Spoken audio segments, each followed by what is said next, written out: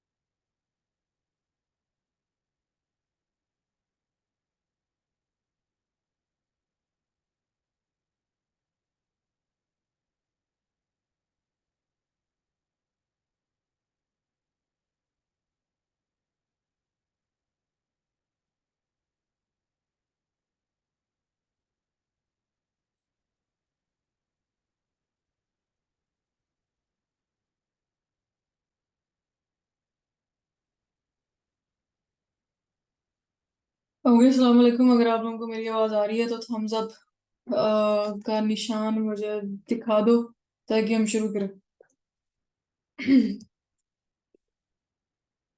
Great. अच्छा, आप लोगों ने असाइनमेंट अपनी भेज दी है और जो ऑडियो मैसेज मैंने कहा था सब मिलाकर भेज दिया हुआ है। That's good. राज़िया, आपको मेरी आवाज़ आ रही है? जी आ रही। ओके। एक चीज़ जो कि मैंने नोटिस की है वो ये है कि डेटा टाइप्स की अभी मैंने असाइनमेंट देखनी शुरू की हुई थी। जो डेटा टाइप्स मैंने कहा था कि इंटीजर और स्ट्रिंग और फ्लोट के अलावा आपने लिखना है, सिर्फ राज़िया ने सेट, टपल और डिक्शनरी का जिक्र किया। आप बाकी लोगों ने इसका जिक्र नहीं किया शायद। अगर मैं गलत हूँ तो आप लोग मुझे यहाँ पे करेक्ट कर सकते हो, लेकिन इसका किसी ने भी जिक्र नहीं किया हुआ। तो राज़िया थे, आपको शाबाश कि आपने ये वाला काम किया जो कि बाकी लोगों ने नहीं किया। तो डेटा टाइप्स जो हैं वो सिर्फ 3 नहीं है, 3 से ज़्यादा है। सेट है, टपल है, डिक्शनरी है, जो कि हम पहले डिस्कस कर चुके हुए हैं और आपको पता होना चाहिए थी ये वाली बात। और बाकी आपने असाइनमेंट कर दी टाइमली, दैट्स वेरी गुड। और ऐसे जो आज का काम है वो आज ही करो ताकि वो बर्डन ना बने कल वाले काम पर। अगर कोई सवाल होता तो आप मुझे असाइनमेंट के दौरान में पूछ सकते हो कि ये चीज़ मुझे समझ नहीं आ रही। ये नहीं कहने लग जाना कि यार ये असाइनमेंट ही मुझे सारी करा दो। हाँ, कुछ ही समझ नहीं आता आप लोग मुझसे पूछ सकते हो। आज हमारा काम है कि पांडास, जो हमने कल जिक्र किया था कि हमारे पास जो लाइब्रेरीज हैं वो काफ़ी सारी हैं। 1.25 लाख के करीब हमारे पास लाइब्रेरीज हैं, लेकिन हमने जिसको देखना है मोस्टली वो 5 लाइब्रेरीज होंगी हमारे पास। और उन 5 लाइब्रेरीज में से भी हम बारी बारी चीज़ों को देखेंगे। जो सबसे ज़्यादा इम्पोर्टेंट लाइब्रेरी जिसको हम रोज़ाना की बेसिस पर इस्तेमाल करेंगे वो होती है पांडास। अब ये वो वाला पांडा नहीं है कि ना लाइक पांडा हो गया, या जो पांडे कली करालो वाला बंदा होता है वो है। ये वो वाला पांडा जो फूड पांडा के ऊपर आता है। ये पांडा जो है वो पाइथन वाला पांडा है। अ, ये इसका काम क्या है पांडास का? ये डेटा एनालिसिस के लिए काम करता है। डेटा एनालिसिस से क्या मुराद हो गया कि हमारे पास डेटा है, उसमें से हमने डेटा को देखना है कि डेटा किस किस्म का है, डेटा के अंदर तब्दीलियां करनी है। वो सारा काम हम पांडास के थ्रू करते हैं। नमपाई जो है वो हमारे पास आ जाता है कि अगर हमारे पास बहुत बड़े बड़े मैथमेटिकल अरेज हैं। अरेज से क्या मुराद है? अगर आपने कल की असाइनमेंट सही से की होती, अगर की है तो आपको पता होगा कि ये वाली जो चीज़ है नमपाई में बड़े बड़े matrix arrays tensor flow, tensor flow तो एक लाइब्रेरी का नाम है। टेंसर्स लेकर आते हैं जब बहुत ज्यादा स्पेस घेर लेता है कोई आपका एक चीज, मैट्रिक्स या अरे, जो कि लिस्ट की फॉर्म में से आगे एक चीज है, तो हम नंपा यूज करते हैं। उससे क्या होता है, उसकी एग्जीक्यूशन ज्यादा तेज हो जाती है। हम पांडा से भी कर सकते हैं लेकिन उसकी एग्जीक्यूशन स्लो होगी। लेकिन नंपाई बना ही सिर्फ इसके लिए कि हम उसकी एग्जीक्यूशन, मैथमेटिकल एग्जीक्यूशन जो है वो स्पीड अप कर सके। बाकी मैंने आपको बता दिया था, ये दोनों विजुअलाइजेशन के लिए और ये वाली हमारे पास मशीन लर्निंग के लिए। तो आज का हमारा काम ये है कि हमने ये देखना है कि पांडास की जो बेसिक्स हैं, सिंटेक्स या बेसिक जो चीजें हैं वो क्या है। पांडास भरा पड़ा है इतने सारे टूल से, ऑपरेशन से, तो हम सारों को नहीं देख सकते। हम ये देख सकते हैं कि जो बेसिक हमने इस्तेमाल करने हैं वो कौन से हैं। हम ये देख सकते हैं कि अगर हमें किसी चीज की जरूरत पड़े तो वो कहाँ से हमें मिलेगी। तो सबसे पहला काम तो ये है कि आपने पांडास को इंस्टॉल करना है। अगर आपने किया हुआ है तो अच्छी बात है, अगर नहीं किया हुआ तो ये कमांड होती है पिप इंस्टॉल पांडास की। सबने इंस्टॉल किया हुआ है? थम्स अप कर दो।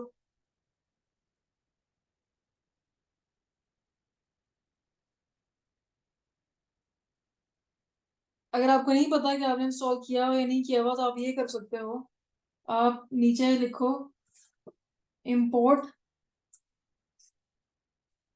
pandas spd। जब आप इसको शिफ्ट और एंटर करोगे तो ये रन होगा और यहाँ पर टिक का निशान आ जाएगा।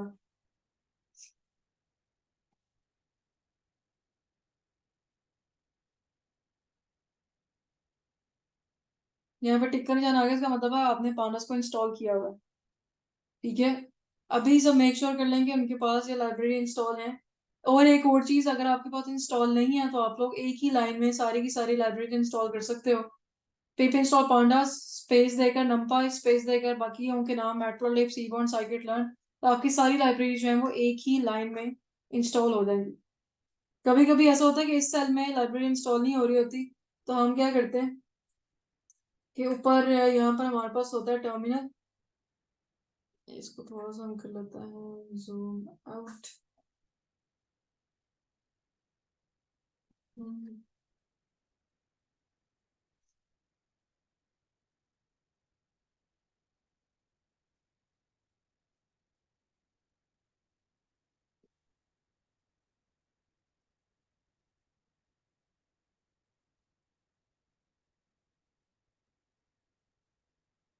एक मिनट, मेरा ये जूम का ऊपर आ रहा है लोगो।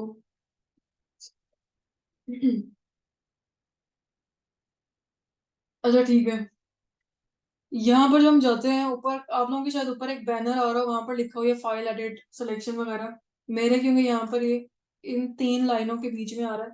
ये टर्मिनल में जाए, टर्मिनल में जाके हम न्यू टर्मिनल में जाएंगे तो ये नीचे एक जो सीएमडी हम खोलते हैं, काली सी स्क्रीन अपने कंप्यूटर पे, वो खुल जाती है इसके अंदर। अब यहाँ पर पावर शेल लिखा हुआ है, यहाँ से टॉप डाउन में जाके पावर शेल नहीं जाना, हमने सीएमडी में जाना। कमांड प्रॉम्प्ट, इसमें चले गए और इसमें जाके हम फिर कर देंगे पिप इंस्टॉल पांडास और बाकी सारे हम लिख देंगे numpy मैट प्लॉटलिब सीबोर्न CBORN और S scikit learn SCIKIT LEARN।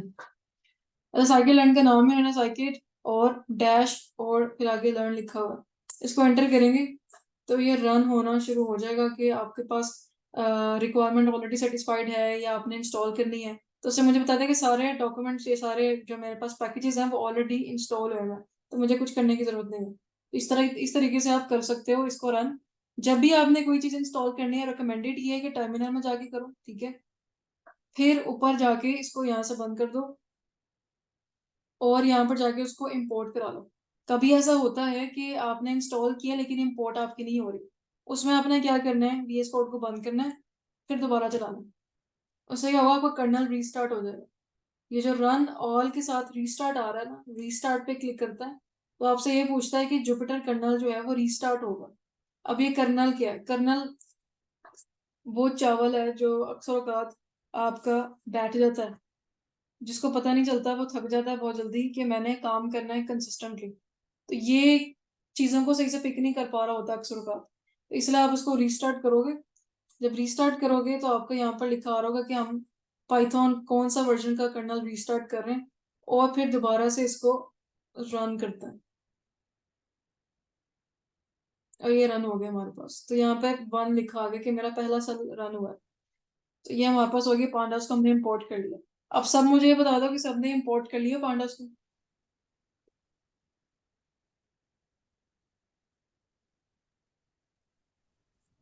Memona ने कर मैं लिया इस ये। वक्त साथ पाइथन ही यूज करी होती, मुझे वो मुश्किल लगता है इकट्ठे दोनों काम करना, तो मैं बाद में करती हूँ, अभी नोट्स में चलो लगी ठीक है। ओके, हाँ जी दानिया, आपकी आवाज नहीं आ रही।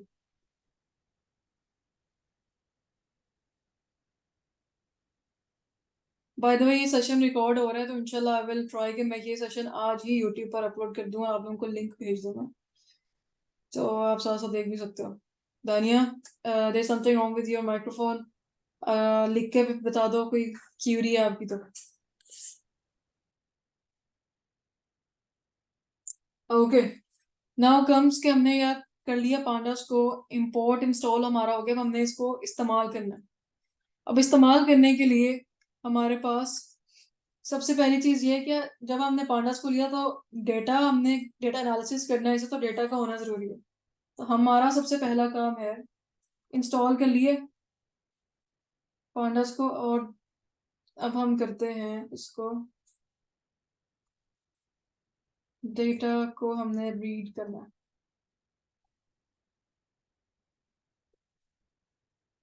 डेटा को रीड करने के भी मुख्तलिफ होते हैं। एक डेटा ये है कि आप जिस तरह मेरे आपको यहाँ पे फाइल नजर आ रही है कि मेरे पास डेटा cars.csv की फाइल डाउनलोडेड फॉर्म में मौजूद है मेरे फोल्डर में। तो अगर मैंने डेटा रीड करना है पीसी से डाउनलोडेड फॉर्म में, फ्रॉम द पीसी, यानी कि डाउनलोडेड फॉर्म में आपके पास मौजूद है, तो आपने किस तरह रीड करना है। और मेरे पास ये सीएसवी फाइल है।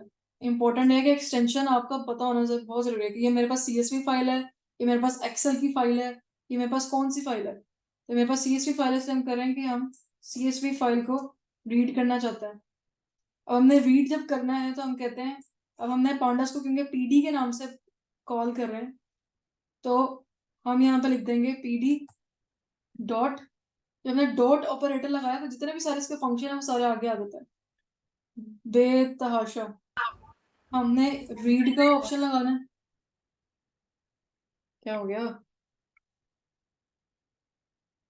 ओके, रीड, और यहाँ पे रीड के आगे आ गया, रीड आपने कौन सी फाइल करनी है, सीएसवी करनी है, एक्सेल करनी है, एचटीएमएल करनी है, पिकल करनी है।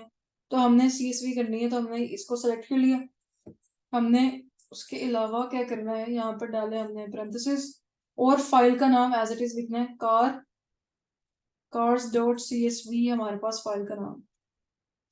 तो मैंने उसको शिफ्ट डॉट एंटर दबा के खोल लिया, तो ये मेरे पास सारी की सारी जो है ना फाइल वो खुल गई है नीचे। लेकिन अच्छी बात ये होती है कि आप यहाँ पर उस फाइल को कोई नाम दे दो।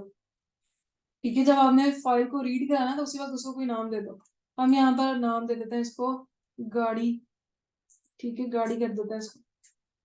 गाड़ी हो गया हमारे पास डेटा, और नीचे गाड़ी डॉट हेड।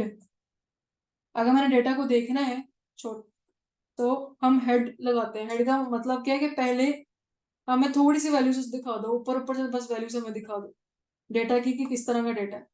तो बाय डिफॉल्ट ये हमें 5 वैल्यूज शो कराता है। ठीक है, 5 वैल्यू से मिलाता है 0 से लेकर 4 तक, क्योंकि इंडेक्सिंग यहाँ पे 0 से शुरू होती है। तो ये मुझे यहाँ से ये पता चल गया कि कार नेम है, फ्यूल टाइप है, डोर नंबर है, कार की बॉडी किस तरह की है, एवरेज क्या है, पहियों के क्या है उसकी, और कार की बॉडी का क्या सीन है, इंजन कहाँ पर पड़ा हुआ है, आगे की तरफ है, पीछे की तरफ है, और बहुत सारी चीजें। तो इससे हमें यहाँ पर ये पता चल गया कि यहाँ पर डाउनलोड। यहाँ जी पर हम हाँ, फाइल को जस्ट रीड कर रहे हैं या फिर लोड कर रहे हैं? हमारे पास जो इस सूरत हाल में हम रीड भी कर रहे हैं, लोड भी हमने कर लिया। लोड कर रहे हैं हम इस सेंस में यहाँ पर जब मैंने रीडिंग की बात की है ना, तो रीडिंग और लोडिंग एक ही टाइम पर हम कर रहे हैं। हम सिर्फ रीड नहीं कर रहे, लोड भी कर रहे हैं साथ में। ओके,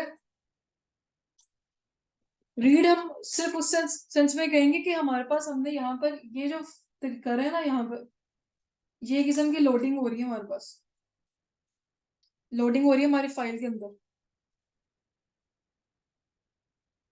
यार क्या है?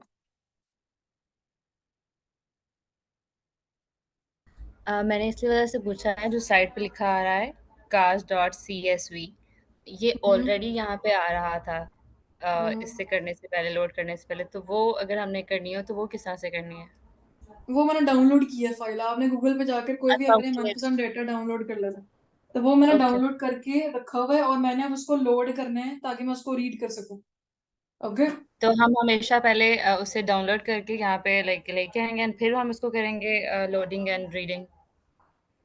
हाँ, एक तरीका ये है कि आप डाउनलोड कर लो फाइल को, फिर रीड करो।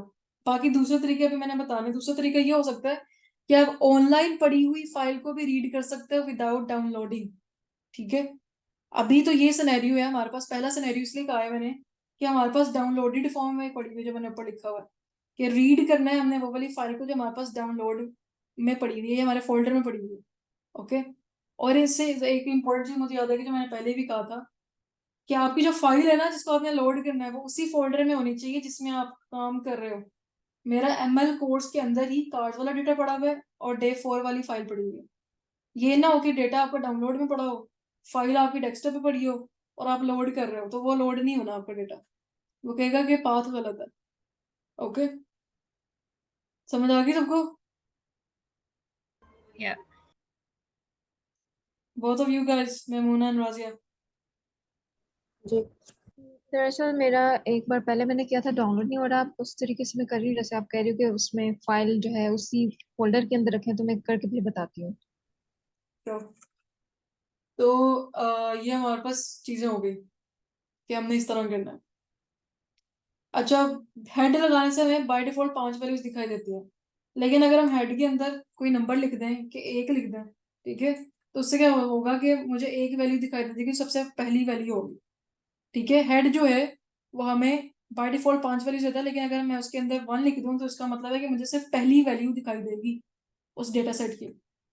अगर मुझे 3 4 5 6 देखनी है तो हम यहाँ पर 8 लिख सकते हैं कि भाई मुझे 8 वैल्यूज दिखा दो पहली, फिर मुझे पहली 8 वैल्यूज दिखा देगा। इसी तरीके से अगर मुझे इसकी आखिरी वैल्यूज देखनी है, तो आखिरी वैल्यूज देखने के लिए गाड़ी का टेल की तरफ हम चले जाएंगे, टेल, और इसी तरीके से नीचे लेट से हम 3 लिख देते हैं, तो ये मुझे आखिरी 3 वैल्यू शो कर देगा, 204, 203 और 202।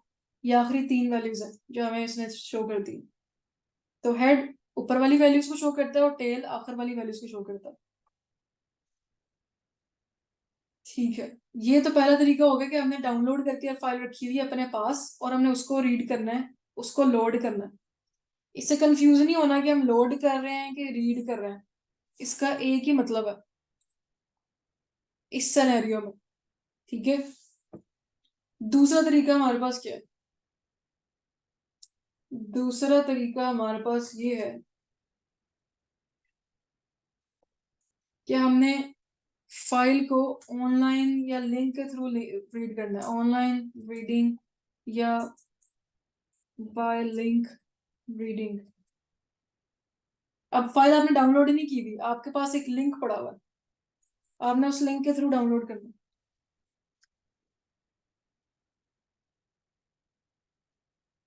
अच्छा, एक और चीज मुझे यहाँ पर CSV से याद आ गई कि जरूरी तो नहीं कि हमेशा फाइल आपकी CSV ही हो। और यहाँ पर आपको ये सवाल बनता है कि CSV ही क्यों हम बार बार जिक्र कर रहे होते हैं पाइथन में, वाई नॉट एक्सेल? ठीक है, तो उसका जवाब ये है कि आप CSV भी रीड कर सकते हो। सिंपल, आपने नीचे यहाँ पर अगर मैं कह दूं कि हमने एक्सेल फाइल रीड करनी है, तो pd.read, और इसी तरीके से एक्सेल को डाउन कर लेंगे हम सेलेक्ट, और यहाँ से जो एक्सेल की फाइल अलग से कोई भी हम रैंडम फाइल, अभी मेरे पास एक्सेल की फाइल नहीं है, लेकिन हम यहाँ पे कहते हैं कि शायद मेरे पास जो एक्सएल एक्सएल एस एक्स ये फॉर्मेट है, तो हम इसे रीड कर सकते हैं। अक्सर बात ये आपको कहेगा कि आपने कोई ओपन एक्सेल की लाइब्रेरी इंस्टॉल करनी है, पहले वो आपको करनी पड़ेगी, लेकिन ज्यादातर आपको एक्सेल की फाइल रीड नहीं करनी पड़ेगी। इसका क्या रीजन है? उसका रीजन ये है, सीएसवी की फाइल पाइथन में हम पांडास में इसलिए रीड करते हैं क्योंकि ये बहुत लाइट वेट होती है। हर मोस्टली आपको डेटा केगल पर, गिटहब पर और मुख्तलिफ वेबसाइट्स पर जो ऑथेंटिक डेटा प्रोवाइड करते हैं, आपको सीएसवी में डेटा ऑफर होगा। क्यों ऑफर होगा? ये लाइट वेट है, आराम से लोड हो जाता है, आप आराम से इसको पढ़ सकते हो। इसका जो फॉर्मेट है वो आपको आराम से दिखाई दे देगा, उसमें आपको मैनिपुलेशन की जरूरत नहीं पड़ेगी, आपको तब्दील नहीं करना पड़ेगा। एक्सेल आप तब यूज करते हो जब आपके पास बहुत कॉम्प्लेक्स डेटा सेट होता है, आप सीएसवी में रीड नहीं कर सकते, वो भारी होता है। और शुरू में आप बिल्कुल भी एक्सेल को इस्तेमाल ही नहीं करते, इसलिए ज्यादातर 80% से ज्यादा, चाहे आप प्रो लेवल के डेटा साइंटिस्ट बन जाओ, आप सीएसवी ही फाइल रीड कर रहे होगे। एक्सेल बहुत ही रेयर है, ठीक है। अगर करनी पड़ जाए कभी तो आप लोग इसी तरीके से रीड एक्सेल करके आगे फाइल का नाम लिखकर कर सकते हो। अगर ये नहीं होता तो एक लाइब्रेरी होती है, वो होता है ओपन PY एक्सेल। इसको एक पिप इंस्टॉल करके डाउनलोड करना पड़ता है। अगर नहीं होती, किसी की हो जाती, किसी की नहीं होती, तो वो आप कर लोगे, but it's not really necessary in this case for now. अच्छा जी, फिर हम आ जाते हैं कि हमने कोई लिंक के थ्रू करना है डेटा। मुझे गिटहब का एक डेटा मैं खोल लूँ पहले, फिर हम वहां से जाकर लिंक उठाते हैं।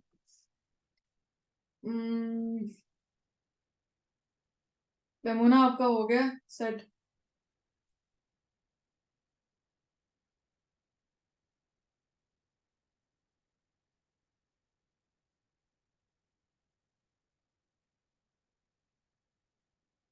हाँ जी, वो वाला मेरा हो गया है। ठीक है।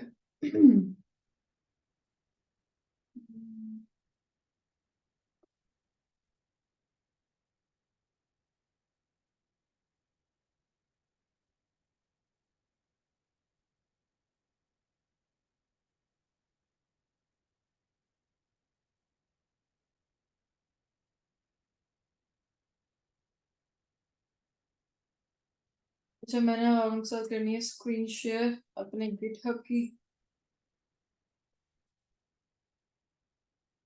ये मुझे गिटहब से डेटा मिला है, ठीक है। गिटहब पर किसी ने डेटा रखा हुआ था कि ये एड्रेस पर जाके देखना, तो वहां पर ये डेटा पड़ा हुआ है raw.github और इस तरह करके, और इसके एंड पे लिखा हुआ है TSV, ये ऊपर से दिख रहा है मुझे। तो ये CSV फाइल नहीं है, ये TSV फाइल है। अब यहाँ पर ये वाली चीज आपने ध्यान में रखनी है कि हमेशा डेटा CSV में नहीं हो सकता, कोई और फॉर्मेट में भी हो सकता, लेकिन मिलता जुलता है। TSV एंड CSV है मोर और लेस सेम। ये SPS, एक SSV भी होता है, बट इसको देखते हैं। यहाँ से मैं क्या करना है, लिंक कॉपी करना है। अब मैं इसको डाउनलोड नहीं किया, ये मेरे पास डाउनलोडेड फॉर्मेट डेटा नहीं है, मैंने ये लिंक उठाया गिटहब से, कॉपी किया। अब हम चलते हैं अपने VS पर। VS पे जाके मैंने यहाँ कर दिया, इसको कर दिया URL लिख दिया। URL मैंने खुद से नाम दिया, या हम कह देते हैं उर्दू में URL को या लिंक को क्या कहते हैं हम, कोई नाम छोटा मोटा।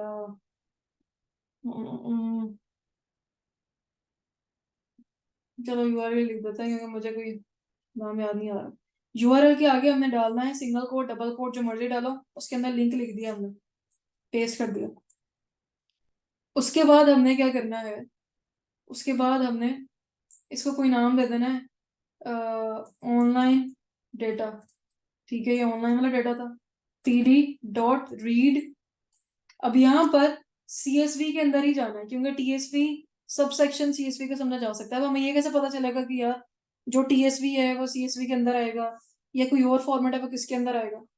आपने ज्यादातर आंखें बंद करके CSV उठा लेना है। फिलहाल हम इसकी लॉजिक में नहीं जा रहे। ज्यादातर आंखें बंद करके जो भी आपके पास लिंक आता है CSV में चले गए, और यहाँ पर आपने URL लिखा, ठीक है, और इसको शिफ्ट और एंटर करके देखा कि ये रन होता है कि नहीं होता। चांस कम है इसका रन होने का, लेकिन हम रन करके देख लेते हैं। अच्छा जी, एरर आ गया, एरर देखते हैं क्या आ रहा है अभी। हम्म, अच्छा, कह रहा है कि टोकनाइजिंग डेटा, हमें जो डेटा है ना उसको ओपन करने में मसला आ रहा है, और expected one field in the line 6, वो ही हमें बता रहा है कि भाई TSV के अंदर हमें कुछ और भी बताना पड़ेगा। डेटा खुल नहीं रहा सही से, तो हम ये कहेंगे कि जो सेपरेटर है इसका,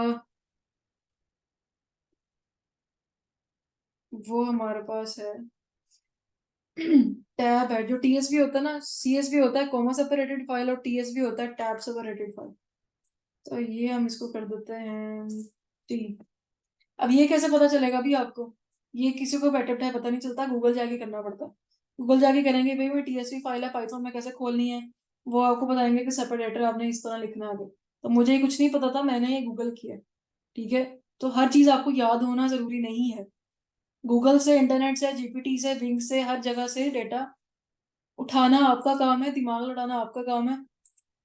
नकल के लिए अकल की जरूरत पड़ती है, वो वाली बात है कि दिमाग अपना लगाओ, कोड कंप्यूटर से ले लो। ठीक है, अब हम इसको रीड करते हैं। अच्छा रीड हो गया। इसको ना फिर हम नीचे शो करते हैं कि ऑनलाइन डेटा की शक्ल किस किस्म की है। हेड, तो ये कोई खाने का डेटा है। Chips and fresh tomato, salsa, और ये बाकी सारे आइटम प्राइस, अच्छा से भी इतना सा डेटा ही है।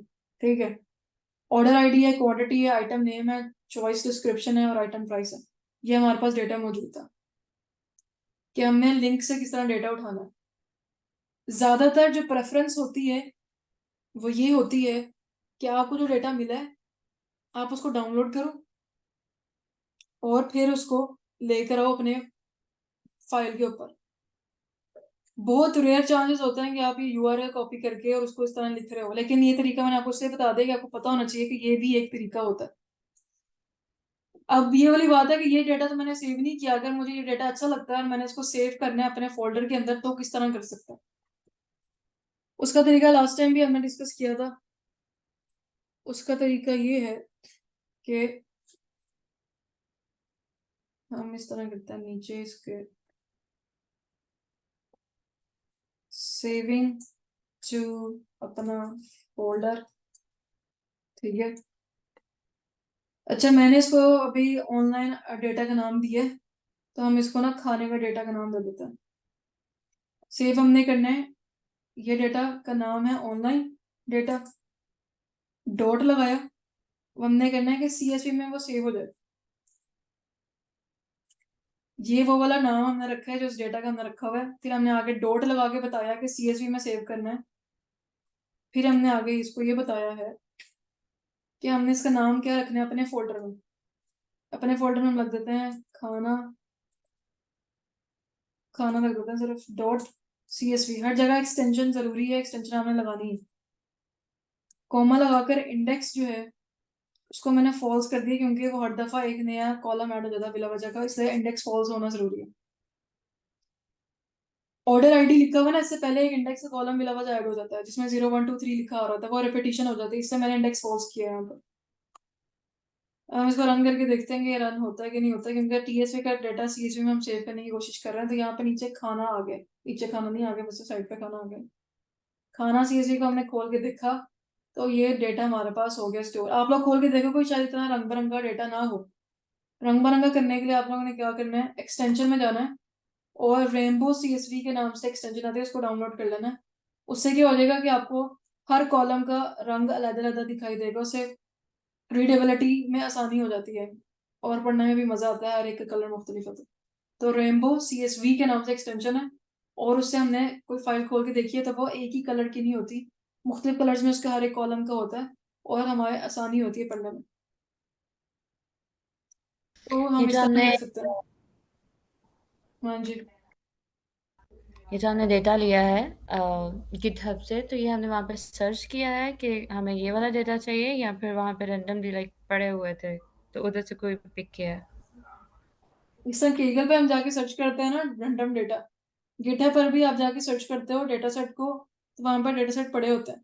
या रिपोजिटरी सर्च सर्च करो तो किसी रिपोजिटरी में डेटा पड़ा होता है, तो मैंने आप अभी वहां सर्च जाके किया है, इसलिए।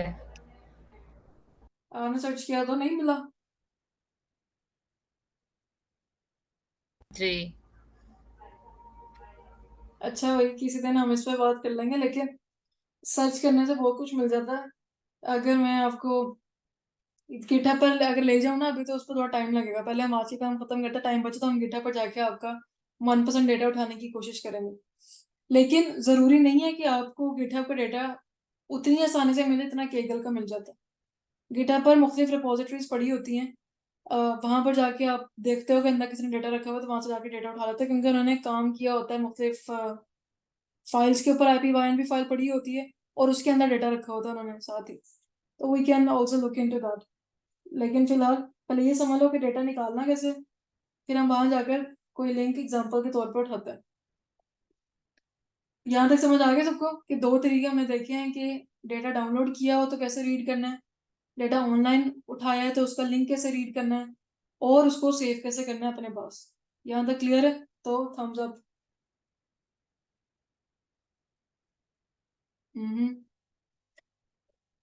ओके दानिया, क्या मसला परेशानी है? नहीं, मैं बस सर्च कर रही थी, सॉरी, मुझे समझ आ गया है। Okay now comes to the point के अब आपका आता है टास्क। इसलिए पूरा ध्यान से सुनना है कि आपका टास्क क्या है। एक और तरीका होता है कि डेटा सेट खुद से हमने बनाना है। हम अपनी मर्जी से डेटा सेट बनाना चाहते हैं। एक तो डेटा सेट की एग्जांपल ये होगी ना कि एक्सेल पे जाओ, डेटा लिखो, सेव कर लो और CSV में उसको जाके खोल लो। लेकिन अगर हम पांडास के अंदर ही डेटा बनाना चाहते हैं तो वो किस तरह बनाएंगे? यानी कि आपने अपना छोटा सा डेटा फ्रेम बनाना है। Make your own data frame. Data frame data set यहाँ पर एक बात है, ठीक है, घबराना नहीं है इससे। यूजिंग पांडास, और इसकी रिस्ट्रिक्शन क्या होनी चाहिए कि एटलीस्ट आपके पास 3 कॉलम्स होने चाहिए। जिस तरह यहाँ पर कितने कॉलम है? 1 2 3 4 5 कॉलम है।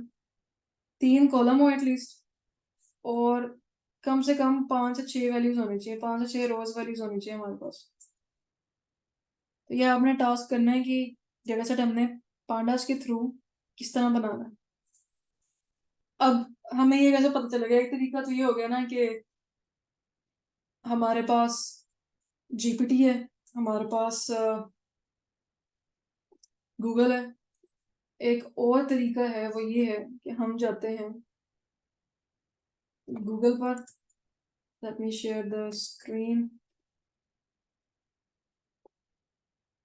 हम चले जाते हैं, पांडास को हमने सर्च किया, और ये पांडास जो पाइथन आ रहा है ना, इसकी डॉक्यूमेंटेशन खोल लेते हैं हम। यहाँ पर जितनी भी पांडास से रिलेटेड चीजें हैं, जितनी भी पांडास के अंदर हमने काम करने हैं, वो सारे मौजूद है। यह अपडेट कब हुआ है? ये 30 अगस्त को अपडेट हुआ है। और आपने इंस्टॉल कैसे करना है, क्या करना है, वो सारा यहाँ पे मौजूद है। हमने इंस्टॉल कर लिया, तो इसलिए हम गेटिंग स्टार्टेड पे जाकर देखते हैं कि गेटिंग अच्छा इंस्टॉलेशन हो गई है। गेटिंग स्टार्टेड ट्यूटोरियल, यहाँ पर मुख्तलिफ चीज़ आ जाती हैं। What kind of data does pandas handle, how do I read and right tabular data, बहुत सारी चीज़ें। तो आप इसको एक्सप्लोर कर सकते हो। एक तो ये पांडास का अपना प्लेटफॉर्म है, जो भी इसकी ओरिजिनल चीज़ें सारी यहाँ पे पड़ी होती है। दूसरा क्या है, इसकी एक किताब भी है, उन्होंने इसके अपने पेज पे दी होती है कि हमारी किताब है, और आईली पब्लिशर है इनका। आ,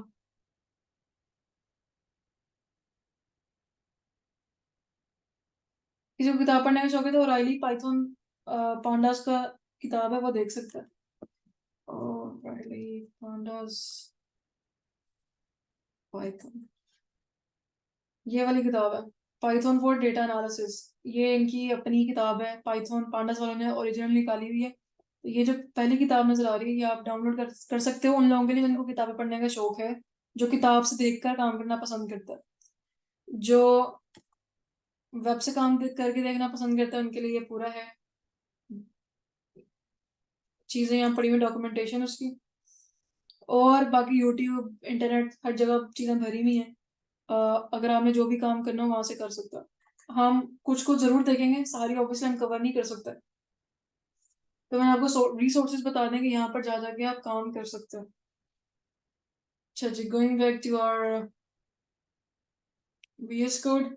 तो ये आपका टास्क था कि आपने अपना डेटा फ्रेम बनाना है एक्सेल पे जाए बगैर। जिसमें एटलीस्ट 3 कॉलम होने चाहिए और 5-6 रो वैल्यूज होनी चाहिए। डेटा फ्रेम बनाना है अपने पांडास के अंदर। अब आ जाते हैं हम इस चीज की तरफ।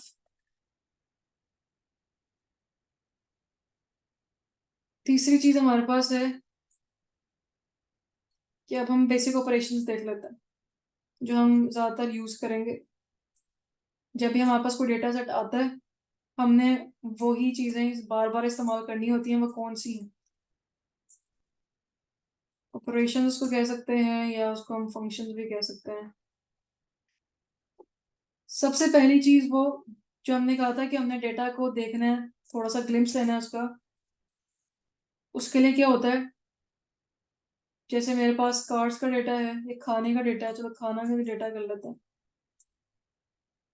कार्ड्स का ठीक है क्योंकि खाना का मुझे नहीं पता कि वहां पर डेटा किस किस्म का है। कार्ड्स डॉट हेड किया तो इससे मुझे पता चल गया कि हमने फर्स्ट पहली रोज देखनी है या कितनी रोज देखनी है।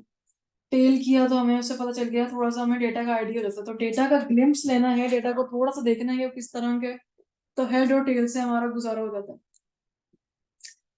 लेकिन अगर हम ये देखना चाहते हैं कि दरमियान से कोई डेटा उठा के देखना चाहते हैं, यानी कि हम चाहते हैं कि हमें कोई सैंपल रैंडम डेटा कहीं से मिल जाए, वो देखना चाहते हैं, तो हम इस तरह करेंगे कि या इसको मैंने गाड़ी के नाम से सेव किया हुआ है, इसीलिए इस तरह होगा।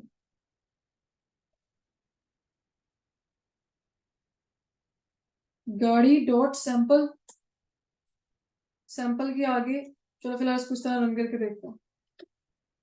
मैंने सैंपल रन किए तो इसने मुझे रेंडमली कोई एक वैल्यू जनरेट करके दे दी है, 19वीं वैल्यू। ठीक है, इसको दोबारा से रन करते हैं तो ये उससे मुझे रेंडमली 112 वैल्यू जनरेट करके दे दी। यानी कि सैंपल जो है वो बाय डिफॉल्ट हमें सिर्फ एक वैल्यू देता है, हेड और टेल हमें बाय डिफॉल्ट 5-5 वैल्यूज देते हैं। तो हम यहाँ पर स्पेसिफाई कर सकते हैं कि भाई मुझे रेंडमली 5 वैल्यूज बताओ डेटा में से निकाल के, तो उससे मुझे रेंडमली 189, 44 इस तरीके से और वैल्यूज रेंडमली निकाल के दे दी। अब ये काम सैंपल का जरूरी क्यों है? सैंपल का इसलिए जरूरी होता है कि अगर डेटा बहुत ही ज्यादा बड़ा है तो हम सारा डेटा उठाकर आगे नहीं लेकर जा सकते। अब डेटा कितना बड़ा है उसको हमें कैसे पता चलेगा? इसकी बात हमें यही कर लेनी चाहिए। यहाँ पे हम लिखते हैं हाउ टू फिगर आउट के डेटा का सैंपल साइज कितना है, डेटा कितना बड़ा है हमारे पास, साइज ऑफ द डेटा। गाड़ी डॉट शेप, गाड़ी डॉट शेप से हमें ये पता चल जाता है कि डेटा में कितनी रोज और कितनी वैल्यूज है। इससे पता चला कि 205 रोज है और 19 कॉलम है हमारे पास। तो इतना ज्यादा बड़ा डेटा नहीं है हमारा, ये बिल्कुल छोटे साइज का डेटा हमारे पास है जिसमें 19 कॉलम है, 205 वैल्यूज है। लेकिन अक्सर बात ये होता है कि 14-14 लाख या करोड़ में वैल्यूज चली जाती हैं और कॉलम भी हमारे पास हजारों में चले जाते हैं, तो हम सारा डेटा उठाकर एनालिसिस के लिए नहीं लेकर जाते। तो हम क्या करते हैं, हम सैंपल डेटा लेकर जाते हैं, यानी कि हम फ्रैक्शन लिख लेते हैं यहाँ पर। फ्रैक्शन इज इक्वल टू, मुझे सिर्फ 10% डेटा चाहिए, ठीक है, तो वो 10% डेटा आपको यहाँ पे शो कर देगा। 205 का 10% डेटा कितना होगा? एनीबॉडी? 205 का 10% डेटा कितना होगा?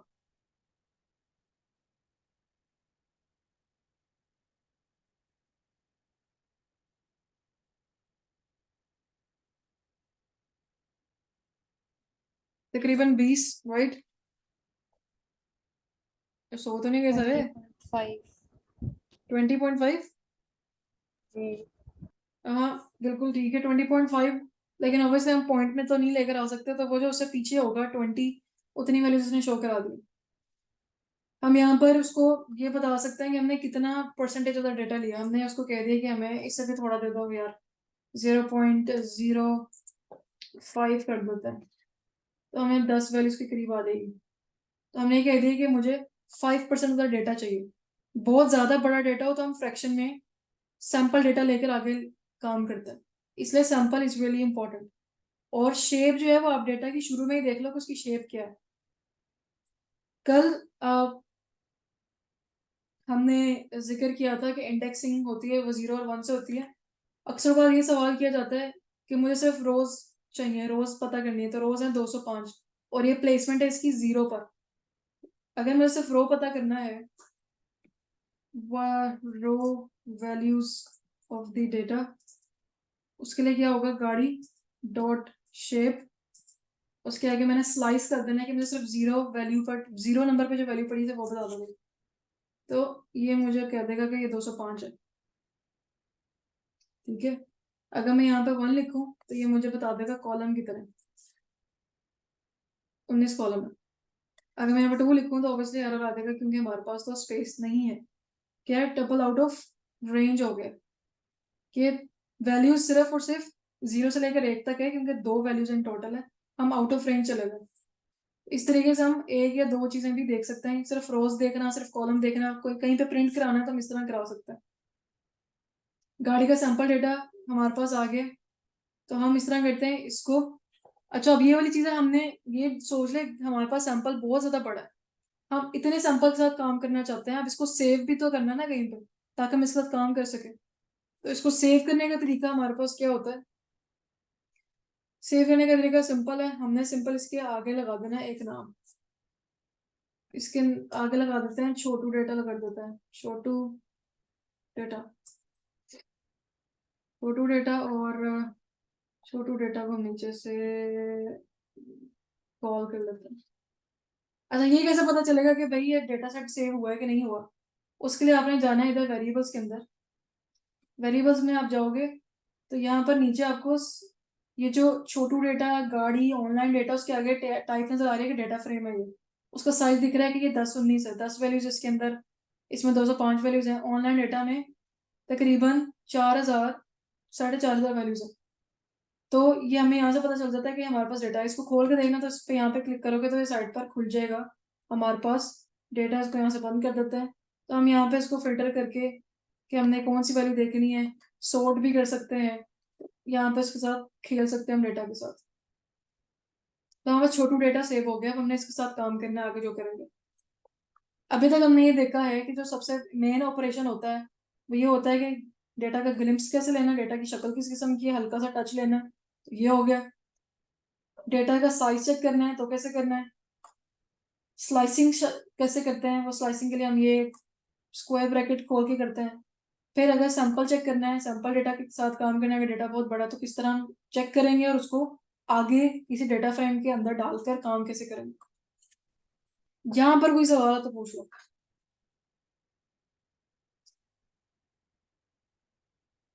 ये व्यू करने वाला ऑप्शन दोबारा बताइएगा, जिसको सेव किया डाटा को, उसको व्यू कहाँ से करते हैं? वेरिएबल्स में जाकर ऊपर ही साइड पे आ रहा है ये जो यहाँ पे कोड मार्कडाउन रन ऑल, उसके साथ में वेरिएबल्स का ऑप्शन आता है, वहां पर हम जाते हैं तो नीचे जब हम कल यहाँ पर देख रहे थे ना कि ये वेरिएबल उसकी टाइप ये है, वहीं पर डेटा सेट भी शो होता है। जितने भी डेटा सेट हमने लोड किए हैं सारे यहाँ पे शो हो जाएंगे। तो मेरे पास यहाँ पर 3 डेटा सेट शो हो रहे हैं डेटा फ्रेम। तो यहाँ पर एरो बना हुआ है, इस पर क्लिक करेंगे तो ये खुल जाएगा डेटा एक नई विंडो में, और फिर हम उसको खोल के देख सकते हैं कि क्या है। ठीक है,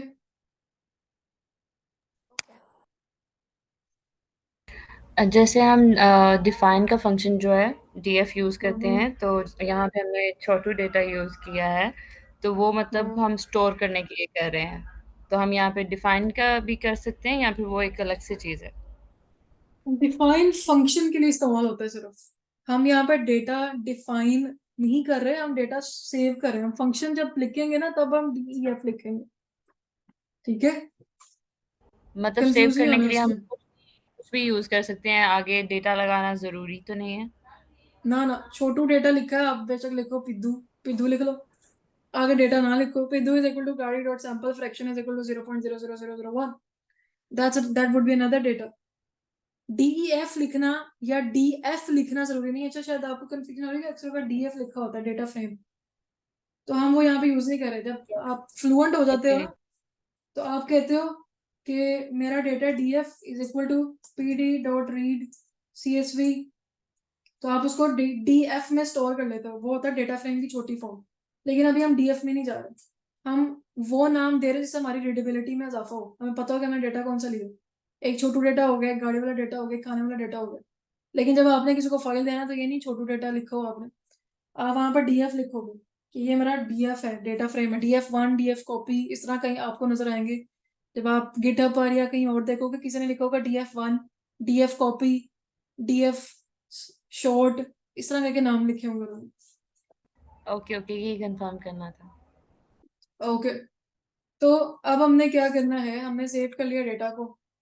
तो अब हम ये देखते हैं कि हमारे कॉलम्स कितने हैं। ठीक है, क्योंकि कॉलम का नाम जानना बहुत जरूरी है। कॉलम्स ऑफ द डेटा, हम सिर्फ ये देखना चाहते हैं कि हमारे डेटा के अंदर कॉलम कौन कौन सा पाया जाता है।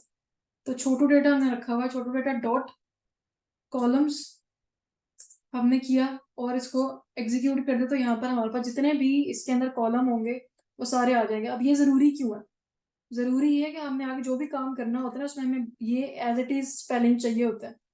तो हम कॉलम्स लिखकर यहाँ सिंपल कार नेम कॉपी करते हैं और आगे जाके कहीं पे भी हमें लिखना होता है, ग्राफ बनाना है, कॉपी करके आगे यूज कर लेते हैं। तो ये बहुत जरूरी है कि आप अपने डेटा के कॉलम्स कहीं पर इस तरह निकलवा लो, ताकि आपको बार बार ये ना देखना पड़े डेटा के अंदर जाकर के नाम क्या था उसका।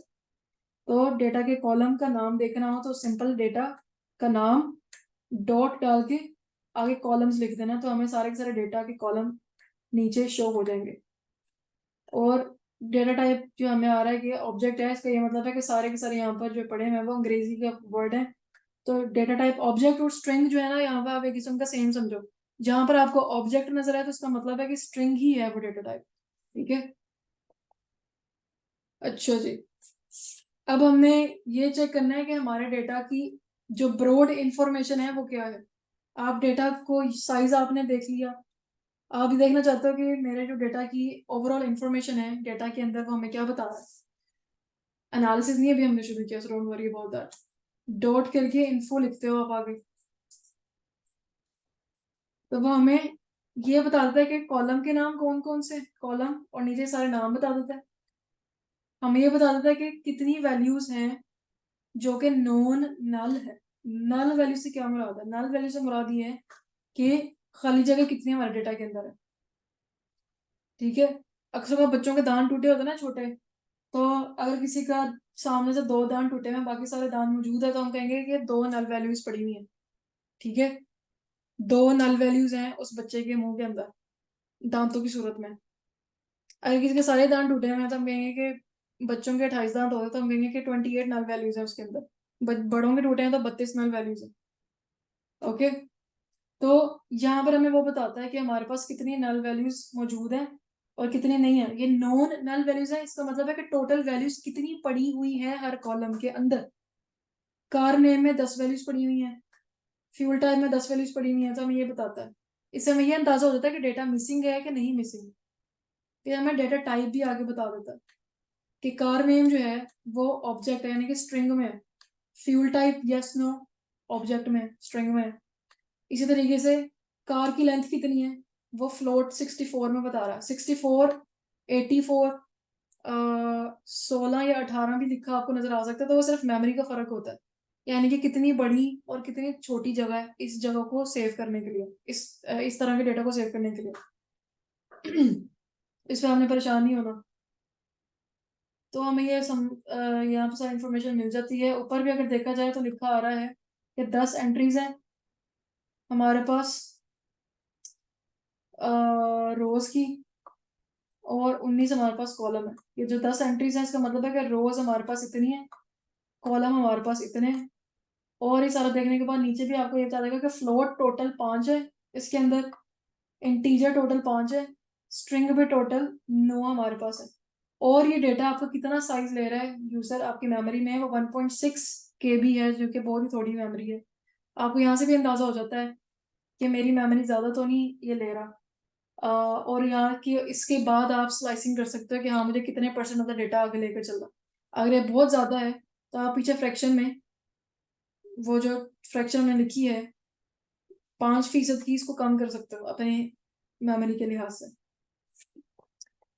तो ये हमें इंफॉर्मेशन दे देता है डेटा सेट की ब्रॉडली। उसके बाद जो इम्पोर्टेंट चीज होती है वो ये होती है कि आप अपने डेटा की स्टेटिस्टिक्स मालूम करना चाहते हो कि उसका काउंट कितना है, उसका मीन कितना है, 25% कितना है उसका। तो अगर हमने स्टार्ट चेक करना है अपने डेटा का, वो हम किस तरह चेक करते हैं? छोटू data dot describe.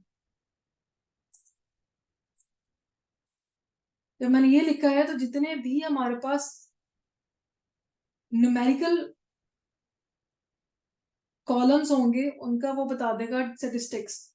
Total value कितनी है, एवरेज कितना है, स्टैंडर्ड डिविएशन कितना है, सबसे कम वैल्यू कौन सी है, फर्स्ट क्वार्टाइल कौन सा, Q1 25% वैल्यूज कहां पर फॉल कर रही हैं, उसका मीडियन कितना है, 50% ऑफ द वैल्यूज कहां पर फॉल कर रही हैं, दैट इज Q2। क्वार्टाइल 2 75% कहलाता है, क्वार्टाइल 3 यानी कि 75% वैल्यूज कहां पे फॉल कर रही है, और मैक्सिमम वैल्यू क्या है। यानी कि अगर मुझे ये देखा जाए कि हॉर्स पावर मुझे चाहिए, अब मैंने गाड़ी सेलेक्ट करनी है, तो मुझे चाहिए कि भाई हॉर्स पावर जो है वो बहुत ज्यादा होनी चाहिए। तो जो मैक्सिमम हॉर्स पावर है वो 145 आ रही है मेरे पास, ठीक है। और जो मिनिमम हॉर्स पावर आ रही है वो आ रही है मेरे पास 96 आ रही है, नहीं 68 आ रही है मेरे पास मिनिमम हॉर्स पावर। इसी तरीके से अगर मैंने कीमत देखनी है कि सबसे कम कीमत कौन सी, सबसे ज्यादा कीमत कौन सी है, तो ये डॉलर्स में लिखा हुआ है।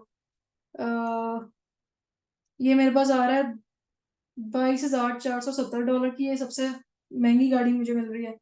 और सबसे सस्ती गाड़ी मुझे इस वक्त $6,695 की मिल रही है। तो हम इस तरह देख सकते हैं कि क्या क्या चीजें फॉल करें। तो बाय डिफॉल्ट ये न्यूमेरिकल डेटा को शो करता है। तो हम यहाँ पे लिख लेते हैं कि by default only numerical data. तो बाकी डेटा का क्या हुआ, बाकी डेटा का तो स्टेटिस्टिक हमें दिखा ही नहीं, वो कैसे हम देखेंगे, उसका ये करेंगे हम हिसाब किताब। अब इसको कॉपी करते हैं, नीचे लिखते हैं और यहाँ लिख लेते हैं include is equal to all. कि मुझे सिर्फ न्यूमेरिकल का ना बताओ, मुझे सबका बताओ। अब मैंने ऑल कर लिया तो जितने भी स्ट्रिंग हो गए उसका भी हमारे पास स्टैटिस्टिक निकलेगा। अब जाहिर सी बात है स्ट्रिंग का mean, standard deviation, minimum maximum तो नहीं निकलता, लेकिन उसका क्या हो जाएगा, उसकी फ्रीक्वेंसी निकल आएगी। एक तो ये कि यूनिक वैल्यू कौन कौन सी है उसके अंदर, जो यूनिक वैल्यू है वो कितनी, कौन सी वैल्यू जो ज्यादा अपीयर हो रही है। जैसे कार नेम में टोयोटा करोला सबसे ज्यादा अपीयर हो रही है, और गैस पर चलने वाली गाड़ियां बहुत ज्यादा है, 4 दरवाजों वाली गाड़ियां भी ज्यादा है, ये नहीं कि दो दो दरवाजे वाली गाड़ियां, और सिडान है गाड़ी की टाइप। फ्रीक्वेंसी से मुराद ये है कि इस डेटा में टोयोटा करोला कितनी दफा अपीयर हो रही है, एक एक दफा अपीयर हो रही है। हालांकि इस डेटा सिर्फ 10 का है, इसलिए टोयोटा करोला को उसने टॉप पर लिख दिया, उसकी वजह हम बाद में मालूम करते हैं कि इसकी क्या वजह है, कि सिर्फ एक ही दफा अपीयर हो रहा है, but why not the other one. Gas जो है वो 9 दफा अपीयर हो रही है, 4 जो है वो 7 दफा अपीयर हो रहा है। मीन डेरिवेशन उसके आगे NaN लिखा हुआ है, नान, ये नान वो वाला नहीं जो हम रोटी के साथ, सॉरी सालन के साथ खाते हैं। ये नान है कि नोट ए नल वैल्यू, नोट ए नंबर, यहाँ पे कुछ भी नहीं लिखा हुआ, ये वो है नान, ठीक है। नान से एक मुझे याद आ गया कि मेरे इस वक्त मेरे रिसर्च में एक बंदा, उसका नाम चाइनीज है, उसका नाम नान है। तो it's just for a small break, ताकि आप लोगों के चेहरे पे एटलीस्ट कोई स्माइल तो आ जाए। शायद आप सोए रहे हो, अगर नहीं सोए तो हाथ हिलाओ। अच्छा जी, मेमोना का मुंह खुल गया, नान का नाम सुन के मेमोना मुंह खुल गया, भूख लग गई है कि परेशानी हो रही है। ओके, राजिया ने हाथ हिला लिया, ठीक है राजिया, गुड। तो यहाँ तक सब क्लियर है, नान रोटी बोटी सब समझ में आ रहा है, गुड। ओके, तो ये हमने डिस्क्राइब से देख लिया कि हमने सब चीजों को कैसे देखना है और इंक्लूड कैसे करना है। अब हम ये देख लेते हैं कि अगर मुझे किसी एक ही वेरिएबल के साथ काम करना हो, एक कॉलम के साथ सॉरी, तो हम कैसे, डेटा हमारे पास आ गए, लेकिन अब मुझे ये देखना है कि मुझे कार का जो नेम है इसमें मुझे दिलचस्पी हो रही है कि कौन कौन सी गाड़ियों के नाम है, सिर्फ मुझे इसको देखना है डिटेल से। तो हम क्या करते हैं, सिंगल सेलेक्ट कर सकते हैं कॉलम को, सेलेक्ट ए सिंगल कॉलम। किस तरह कर सकते हैं, डेटा का नाम लिखा, डॉट, डॉट नहीं लगाना, ये स्क्वायर ब्रैकेट्स लगाई और आगे कॉलम का नाम। अब यहाँ पे कॉलम का नाम इसलिए मैंने ऊपर कहा था कि हमें कॉपी करना जरूरी है, वैसे तो हम यहाँ से भी कर सकते हैं, कार नेम को कॉपी किया, लेकिन हम सिंपल क्या करते हैं, यहाँ से जाके कार नेम को हमने कॉपी किया और वहां जाके हमने पेस्ट कर देना है कि मुझे इस कॉलम के साथ काम करना है। इसको मैंने एंटर किया तो ये मेरे पास निकला कि कितने नाम, हो सकता है कि रिपीट हो रहे हो नाम, यहाँ पर तो हमने छोटा सा डेटा लिया इसलिए नाम रिपीट नहीं हो रहे, तो हम यहाँ पर क्या कर सकते हैं, डॉट यूनिक लगा सकते हैं कि मुझे सिर्फ रिपीट करके ना बताओ, यूनिक नाम बताओ सिर्फ मुझे। तो हमने इसको रन किया तो उसने मुझे ये बता दिया कि यूनिक नाम है टोयोटा करोला, ह्यूगो 405, सुबारो है, माजदा जीएलसी ड्यूलक्स है, साब, माजदा RX-4 है, माजदा 626 है, वोल्वो 246 है, मित्सुबिशी मिराज G4 है और निसान टाइटन है। फिलहाल जो वोल्वो है वो इधर स्वीडन खुद प्रोड्यूस करता है अपनी गाड़ियाँ, और हालांकि खुद मैन्युफैक्चर करता है लेकिन इंतहाई महंगी गाड़ी है वोल्वो यहाँ पर स्वीडन में। एनीवेज, तो ये चलो हमारे इंशाल्लाह पास, ले लेंगे। जी क्या कहा आपने,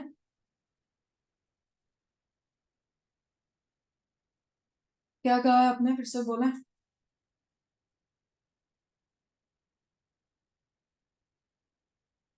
आवाज आ रही है मेरी?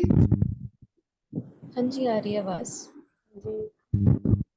ओके। मैंने ये कि ये जो भी अभी दो तीन आपने बताए हैं, जब मैं वो कमांड, तो यहाँ पे लिखा आ रहा है कि output is truncated view as a scrollable element और open in a text editor.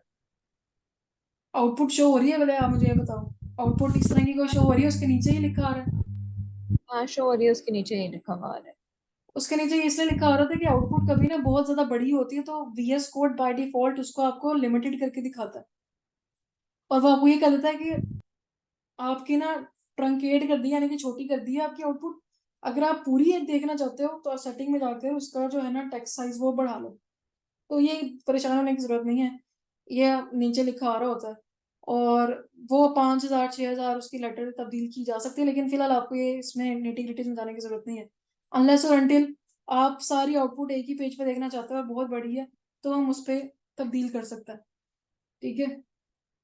जैसे अक्सर बार ये होता है, अगर मैं आपको इसकी एक एग्जांपल दे दूं, कार का डेटा जब हमने लोड किया था, ऊपर है, नहीं ये तो छोटा डेटा ही है, खैर ये कहीं पे कहीं ना कहीं हम इसको डिस्कस करेंगे, लेकिन फिलहाल इसके बारे में परेशान होने की जरूरत नहीं। सिंपल ये है कि आपको लिमिटेड डेटा शो हो रहा है, पूरा डेटा शो नहीं हो रहा, जो नीचे आपको शो कराना है आप उसकी साइज बढ़ा लो। ओके, अब ये है कि मुझे सिर्फ एक वेरिएबल नहीं दो वेरिएबल के साथ काम करना है, तो हम यहाँ पर कोमा लगा के दूसरा वेरिएबल भी लिख सकते हैं। यूनिक हम यहाँ से हटा लेते हैं, फिलहाल यूनिक के बगैर हम काम करते हैं, हम इस तरह करते हैं, इधर कार बॉडी पे चले जाते हैं, कार बॉडी,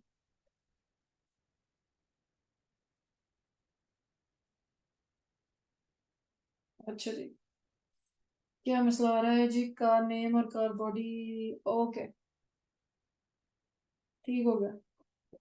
जो कॉलम्स होते हैं ना उसको जब हमने कॉल करना होता है ना तो उसके लिए हमें डबल स्क्वायर ब्रैकेट लगाना पड़ता है, उससे क्या होता है कि हम एक कॉलम को नहीं दो कॉलम्स को लेकर आ रहे हैं और उसको कॉलम की फॉर्म में शो कराना चाहते हैं, तो ये थोड़ा सा आपको देखना पड़ता है। अभी जब मैंने सिंगल स्क्वायर ब्रैकेट लगाया था और एक कॉलम लिखा था तो वो शो हो गया था मुझे, लेकिन जब मैंने दो लिखे और एक ही स्क्वायर ब्रैकेट लगाया तो उसने मुझे ये एरर दे दिया है, अगर कहीं पर अंग्रेजी लिखा हो,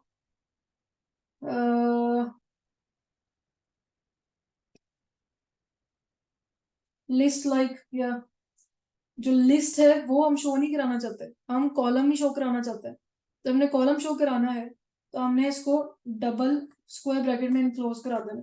अब रन करते हैं हम तो हमें ये एज कॉलम ही दिखाई देगा, कार नेम और कार बॉडी। अब इसको आगे यूनिक लगा के देखते हैं कुछ होता है कि नहीं होता, आप ऐसे ही इसके साथ हाथों में इसको मार के देख सकते हो क्या होता है, यूजुअली ये नहीं होता ऐसे, But let's see. Maybe it gives some error, but yeah. वो उसको ये समझ नहीं आ रहा फिलहाल कि मैंने यूनिक अगर शो कराना तो कार बॉडी को शो कराऊं यूनिक के कार नेम को शो कराऊं यूनिक। तो ये आपका यहाँ पे टास्क है। आपने ग्रुप बाय फंक्शन इस्तेमाल करना है। इस काम के लिए ग्रुप बाय का फंक्शन होता है। ग्रुप बाय का फंक्शन इस्तेमाल करना है और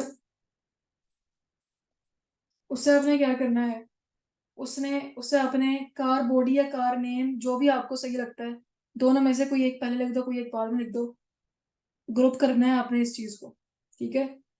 group car body with respect to car names, ठीक है। ये आपने काम करना है। ये जो कार बॉडी कार नेम इसको आप आगे पीछे कर सकते हो। कार नेम्स पहले लेकर आना चाहते हो अगर रिजल्ट आपको मजे का नहीं लग रहा। कार बॉडी को बाद में लेकर आना चाहते हो। It's really up to you, ठीक है। ये आपका टास्क है। इससे आपको ये पता चलेगा कि ग्रुप बाय किस तरह इस्तेमाल करता है। तो इस तरह हमने कर लिया ए, और यूनिक हमने इस्तेमाल कर लिया कि हमें यूनिकली चेक करना हो तो हम किस तरह कर सकते हैं। और एक छोटा सा टास्क हमें ये करना है कि हमने लोक वर्सेस आई लोक इसकी एक एक एग्जांपल आपने लिखकर बतानी है। ऑडियो मैसेज नहीं करना जीपीटी के, क्या यार, गिटहब के अंदर ही आपने ये अपलोड करना है फाइल। इसमें लोक वर्सेस आई लोक की भी एग्जांपल आपने एक देनी है कि इंडेक्स, और ये असल में ना रो को स्लाइस कर रहे होते हैं।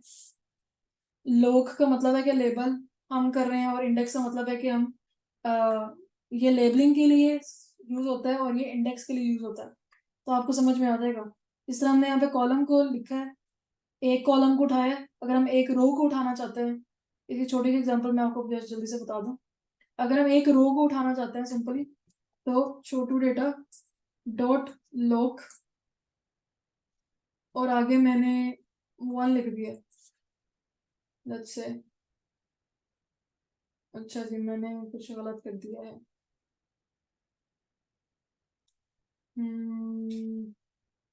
सेल्फ चेकिंग इंडेक्स हमारे पास आ रहा है और इट शुडंट बी, अच्छा, सैंपल डेटा जो है वो, और मैंने यहाँ पर 1 लिखा है। छोटू डेटा के अंदर होपफुली लेबल 1 नहीं है। ये क्या है वो, वेरिएबल्स में जाता है, छोटू डेटा खोलते हैं और देखते हैं उसमें 1 है कि नहीं है।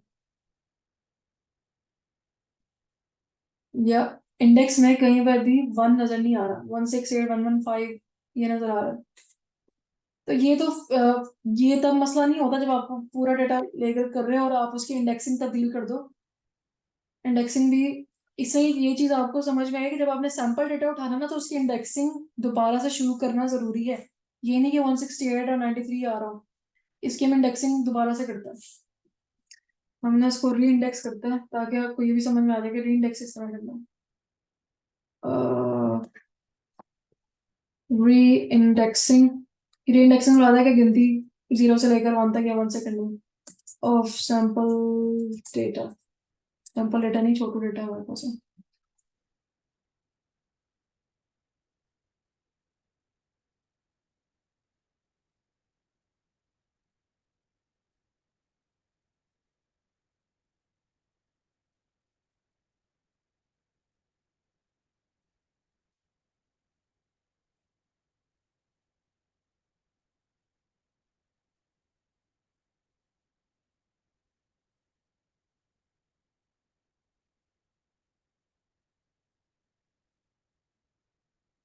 री इंडेक्सिंग कैसे करेंगे इसकी, लेट मी सी।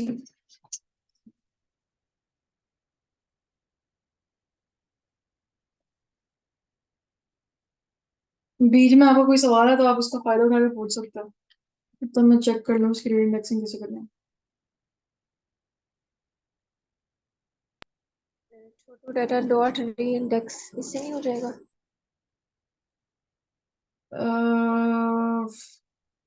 री इंडेक्सिंग का हमारे पास ऑपरेटर है कोई? I don't think so. Re-index. Yeah, let's try.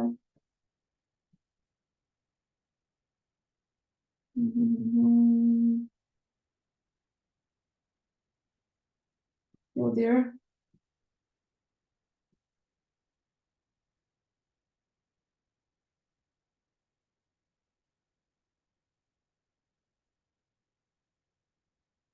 ये तो नहीं, कोई नया कॉलम ऐड हो जाता है इससे।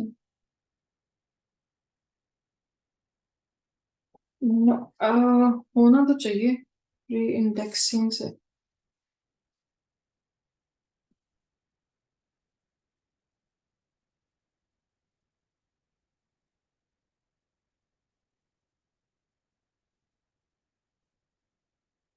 शायद हमें री इंडेक्स 1 से लेकर देना पड़े।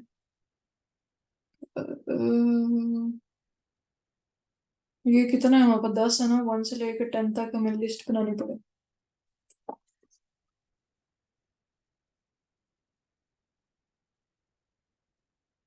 1 to 10।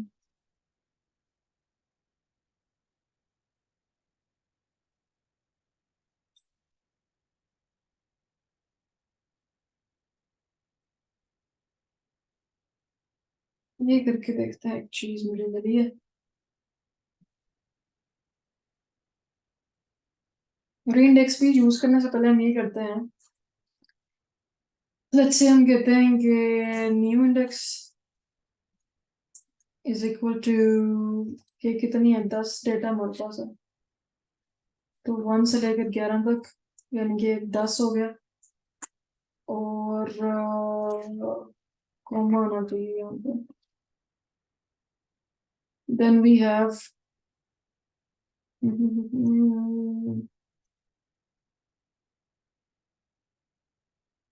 set index id in place true।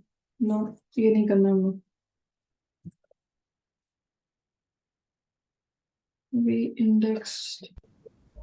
I think वो डीएफ री इंडेक्स करके तो तब नहीं करेंगे, मैंने भी जो चेक किया वहाँ पे ये वाला आ रहा है, df reindex equal to df dot reindex and उसके अंदर आ रहा है new index then show होता है।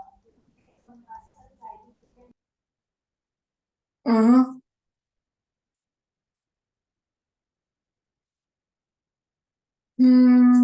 छोटू डेटा इस तरह करते हैं, री इंडेक्स छोटू डेटा। नहीं तो ये हमें टास्क दे दो, हम ट्राई कर लेंगे। कोई बात नहीं, मिलके कर रहे हैं ना हम टास्क अभी, बाकी दो आपने कर लिए हैं। सो वी हैव छोटू डेटा डॉट री इंडेक्स करना है, और उसमें हम ये करना चाहते हैं कि न्यू इंडेक्स की कोडिंग कर दो। Let's see if it works. ये दाने ने जैसे बताया वैसे करके देखा है, कुछ हुआ तो है। देखते हैं नाजरीन, हमने कुछ पकाया है, देखें क्या पका है, वरना दोबारा पका लेंगे। कुछ भी नहीं पका।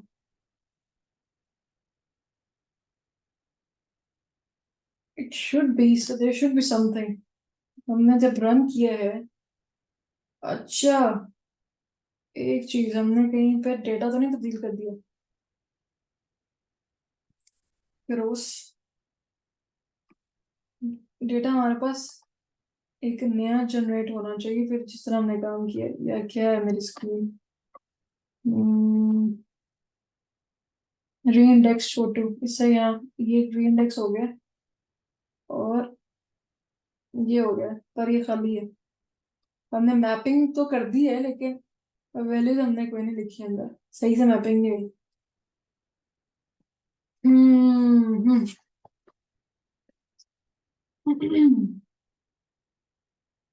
खैर, I can do that, I will do that इंशाल्लाह। अभी क्योंकि टाइम लग रहा है, तो ये मेरा टास्क है जो मैंने अपलोड करना है आपको गिटहब पर जाने से पहले। सो आई कैन इंशाल्लाह ट्राई टू डू दैट इंशाल्लाह अभी के अभी, क्योंकि 7:10 हो गया और हमें इसको वाइंड अप करना है, एक दो चीजें और देखनी है उसके बाद। तो वैसे रीइंडेक्सिंग का जो मोटा मोटा एम है वो ये, हमें ये तो समझ में आया कि हमने फाइल बना ली है, नहीं, लेकिन फाइल हमें नई बनाने के अलावा मेरे जहन में आ रहा था कि नई फाइल ना बने, छोटू इंडेक्स के अंदर ही हम उसको कर दें तब्दील। बट लेट्स सी दोनों में से कौन कौन सा ऑप्शन सही होता है। अब जल्दी जल्दी हम एक आगे देख बार लेते हैं। हाँ जी।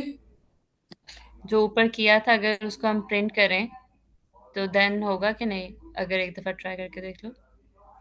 ये वाली चीज यस, प्रिंट में न्यू इंडेक्स को या डीएफ री इंडेक्स को, जो नाम दिया है ना इसका, उसको प्रिंट करो।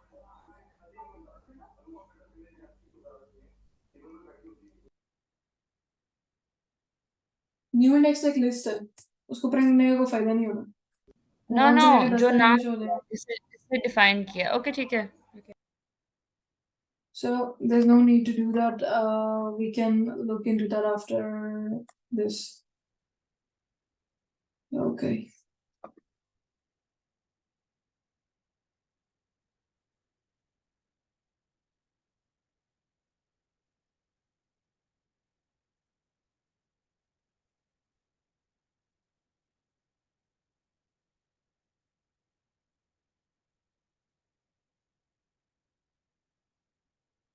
ओके, नल वैल्यूज हमने चेक करनी है। नल वैल्यूज हमारे पास कितने हैं? मतलब डेटा के अंदर कोई नल वैल्यू नहीं है, लेकिन अगर हमें नहीं पता, हमें चेक करना है, तो किस तरह कर सकते हैं? छोटा डेटा लिया, उसके आगे हमने लिखा इज नल, हमें बताओ कि नल वैल्यू है कि नहीं है, और वो हमें बता देगा कि इस तरह फॉल्स फॉल्स फॉल्स। अब हमारे इतना टाइम नहीं है हम गिनने बैठ जाएं और ये देखेंगे फॉल्स कहाँ पर। हम ये कहते हैं कि हमें सम करके बताओगे, तो हमें ये बता देगा कि हर एक कॉलम में कितने नल वैल्यूज पड़ी हुई हैं। तो ये तो बिल्कुल आइडियल केस हो गया कि कोई भी नल वैल्यू मौजूद नहीं है।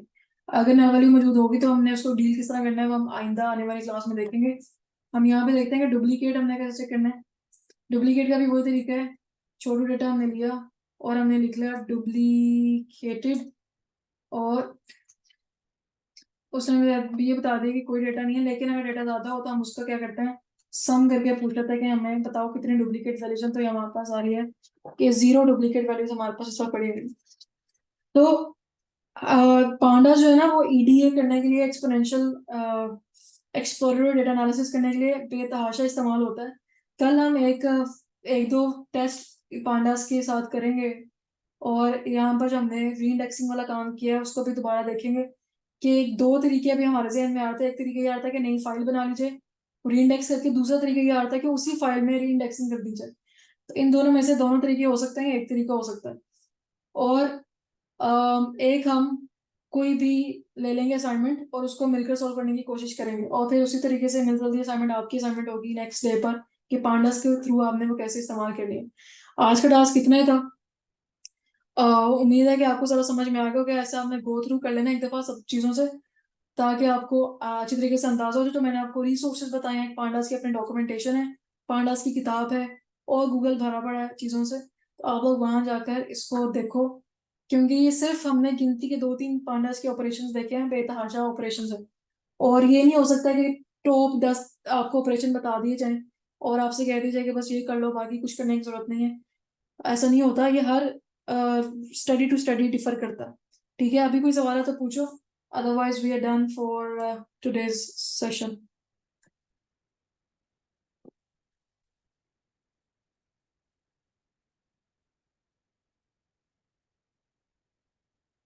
सब समझ में आ गया सबको? ओके, ठीक है।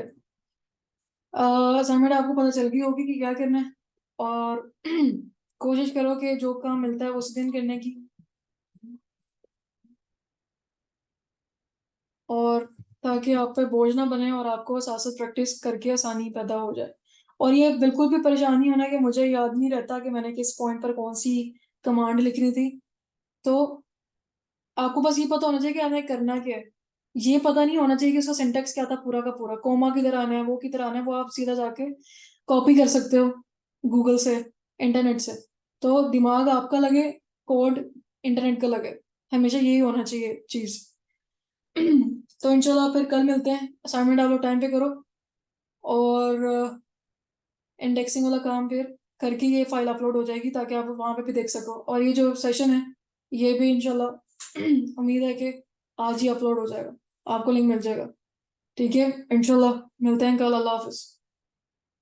अल्लाह